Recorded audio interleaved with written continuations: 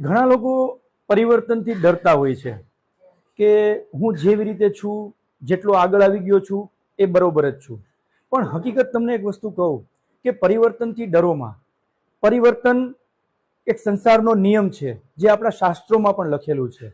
જો તમે સમય મુજબ અલગ અલગ રીતનું જે સમયની માંગ છે એ મુજબનું પરિવર્તન કરતા રહેશો એટલે તમારી પ્રગતિને કોઈ રોકી નહીં શકે.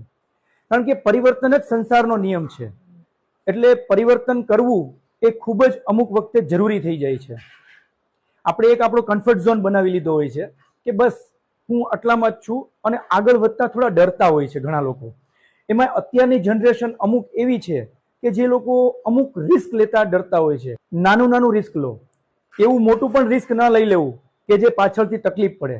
કારણ કે સમજી વિચારીને રિસ્ક લેવું પણ જરૂરી છે, પણ રિસ્ક લેવું જરૂરી છે. આવી જ રીતે નાના નાના નાના રિસ્ક લઈ અને તમે આગળ વધશો એટલે તમારો એક કોન્ફિડન્ટ લેવલ વધતો જશે. અને કોન્ફિડન્ટ જેમ જેમ વધશે એમ તમને ખુદને એવું રિયલાઇઝ થવા માંડશે કે મારામાં પરિવર્તન આવી રહ્યું છે અને હું ખૂબ આગળ વધી રહ્યો છું અને વધી પણ શકીશ. એક સામાન્ય દાખલો છે કે આપણે શરૂઆતમાં ટુ વ્હીલર કે સાયકલ શીખતા હોઈએ છીએ ત્યારે આપણને ડર લાગતો હોય છે, પણ જેમ જેમ આપણે ચલાવવાનું શરૂ કરીએ એમ આપણી ગ્રીપ પકડાતી જાય છે અને આપણને એ ડર નીકળતો જાય છે અને આપણે એક કોન્ફિડન્ટથી એ વાહન ચલાવવા માંડીએ છીએ.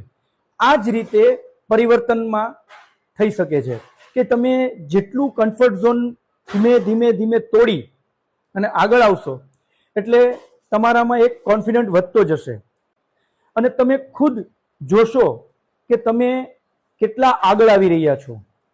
એટલે એક વાત યાદ આવે છે કે પરિવર્તન કરવું ખૂબ મુશ્કેલ છે પણ અમુક સમય પછી ખૂબ જરૂરી પણ છે.